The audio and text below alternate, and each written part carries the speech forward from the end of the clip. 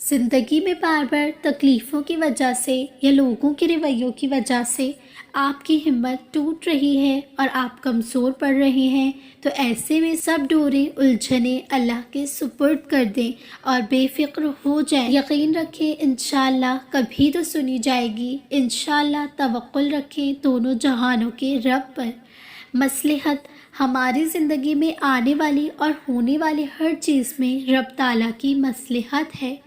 زندگی کا سنور جانا یا بکھر جانا، کسی کا زندگی میں آنا یا چلے جانا، راتوں کو اٹھ کر رونا یا چین کی نیند سونا، ایک لمحے میں ہزاروں یادوں کا بننا اور اگلے دن لمحے ان تمام یادوں کا بکھر جانا، یہ سب سونے رب تعالیٰ کی رضا سے ہے۔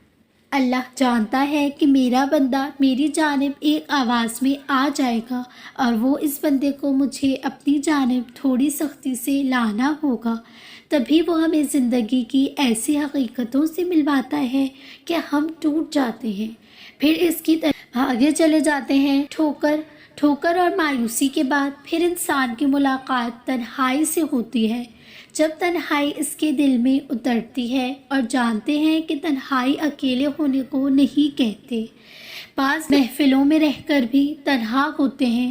کہنا بہت آسان ہے کہ تنہائی بہت دل فریب ہوتی ہے، مگر یہ روح کو ریزہ ریزہ کر دیتی ہے۔ یہ تیسرا قدم ہوتا ہے اللہ تعالیٰ تک پہنچنے کا۔ اس کے بعد زندگی بدل جاتی ہے، کیونکہ یہ وہ مقام ہے انسان اور اللہ تعالیٰ کے درمیان حائل ہونے والی ہر رکاوٹ ختم ہو جاتی ہے، ہر فاصلہ ختم ہو جاتا ہے۔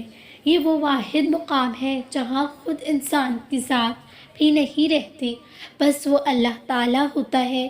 وہ صرف اور صرف اللہ تعالیٰ تنہائی کو برا نہ، تنہائی تمہیں اللہ تعالیٰ سے ملواتی ہے۔ یقین، تنہائی کے بعد پھر یقین سے ملاقات ہوتی ہے۔ جب تنہائی روح کا حصہ بن جاتی ہے، تب وہ اللہ تعالیٰ روح کو یقین نور سے منور کر دیتا ہے، ہر اس بات کا یقین جسے علم شخص دیکھنے سے قاصر ہوتا ہے۔ اللہ تعالیٰ کی موجودگی کا یقین، اس کی مصلحتوں کا یقین، اس کی رضا کا یقین، اس کی محبت کا یقین، اسے دیکھنے والی آنکھوں کا یقین، سانسوں کے بحال سلسلے کا یقین، لا حاصل کے حاصل ہونے کا یقین، ناممکن کے ممکن ہونے کا یقین، مسکراہٹوں کے لوٹ آنے کا یقین، برے وقت کے گزر جانے کا یقین، موت اور پھر موت کے بعد اللہ تعالیٰ سے ملاقات کا یقین۔ مایوسی، تھک جانا برا نہیں ہے، مایوس ہو جانا برا ہے، بہت برا، اور مایوس انسان تب ہوتا ہے جب اسے اللہ تعالیٰ کی طاقتوں پر، اس کی رحمتوں پر یقین نہیں رہتا، اور جب یہ بات بھول جاتا ہے کہ جس نے یہ حالات پیدا کیے ہیں وہ یہ حالات بدل بھی سکتا ہے۔ ہر چیز انسان کے بس میں نہیں ہوتی، بلکہ کوئی بھی چیز انسان کے بس میں نہیں ہوتی جب تک رب تعالیٰ نہ چاہے۔ پھر اسے مایوس ہونا بھی کیوں؟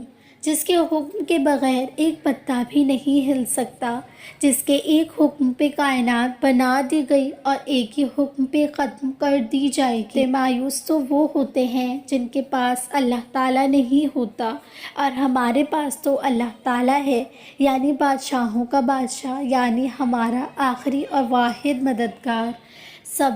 صبر یقین کی آخری حد۔ اب آپ کہو گے یقین کی تو حد ہی نہیں، بس تبھی تو صبر ہی یقین کی آخری حد ہے، کیونکہ صبر بھی یقین کی طرح لامحدود ہوتا ہے، اور جب اللہ تعالیٰ یقین عطا کرتا ہے تو صبر تو خود ہی آ جاتا ہے۔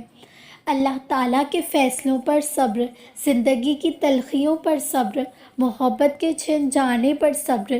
لوگ کہتے ہیں کہ ہمیں یہ نہیں ملا، ہمیں وہ نہیں ملا، ہم سے محبت چھن گئی۔ یہ سب دنیاوی چیزیں ہیں۔ من پسند چیز کے کھو جانے پر صبر، کسی کے روٹھ جانے پر صبر۔ جب یقین پاس ہوتا ہے نا، تو صبر کے حسن بھی چار چاند لگ جاتے ہیں اور انسان نڈر ہو جاتا ہے۔ انسان ڈرنا چھوڑ دیتا ہے، کیونکہ دل ہر بات اللہ تعالیٰ کے سپرد کر دیتا ہے۔ یہی طاقت ہے صبر کے ہونے یا نہ ہونے سے ملنے یا نہ ملنے کی طلب نہیں رہتی۔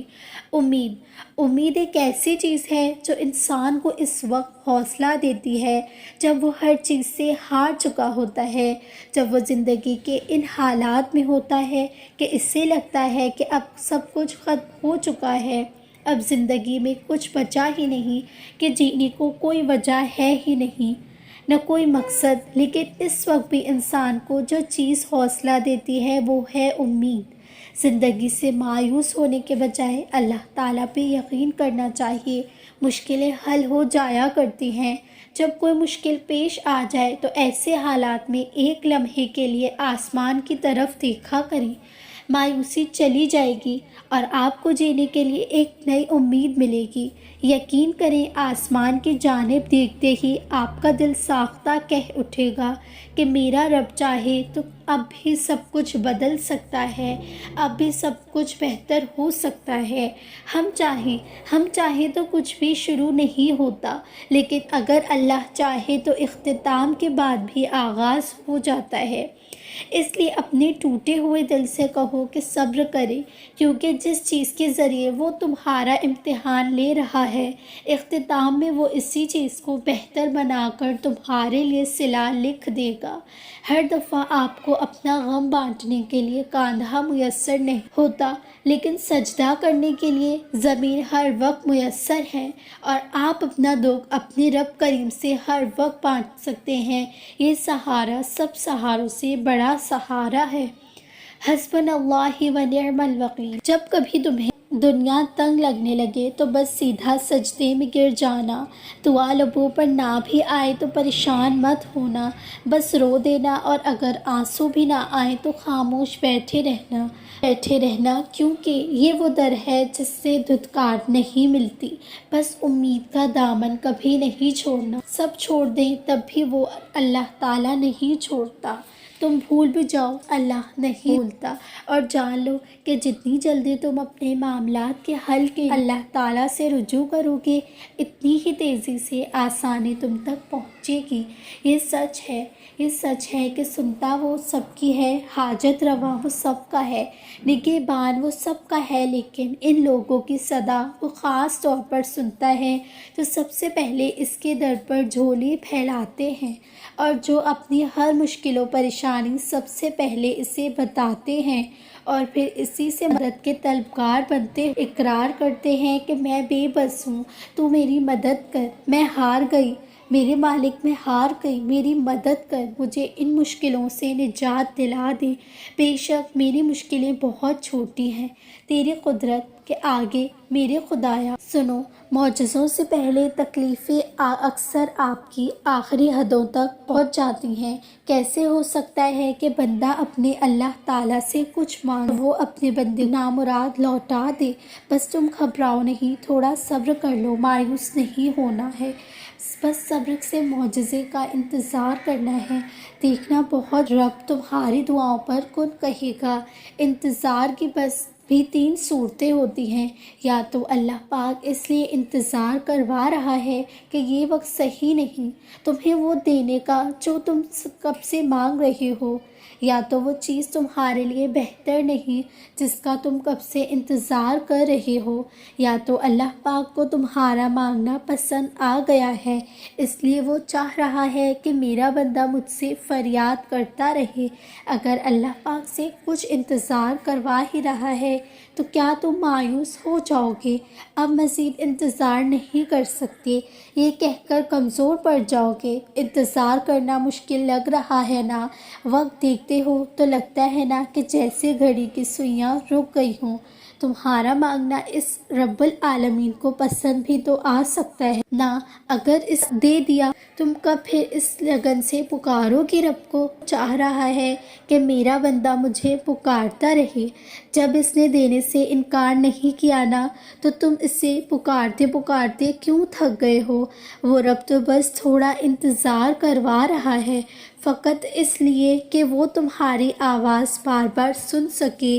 یہ جو اللہ پاک انتظار کروا رہا ہے یہ بے وجہ نہیں، بس تمہارا صبر آزمایا جا رہا ہے، اور جب تمہارے انتظار کی گھڑیاں ختم ہوں گی تو تمہیں تمہاری من پسند چیز تک لے جایا جائے گا جس کے لیے اتنا انتظار کر رہے ہو، اور تمہارے لیے بہتر نہیں تو اس کو بہترین بنا کر تم تک پہنچایا جائے گا۔ تم دیکھتے ہی رہ جاؤ گے، وہ رب بس کن فرمائے گا اور تمہیں معجزوں تک لے جائے گا۔ اسے کٹھن وقت میں رب العالمین پر یقین رکھ کر انتظار کرتے ہو تو تمہارا بگڑا وقت بھی سنوار دیا جائے گا انشاءاللہ۔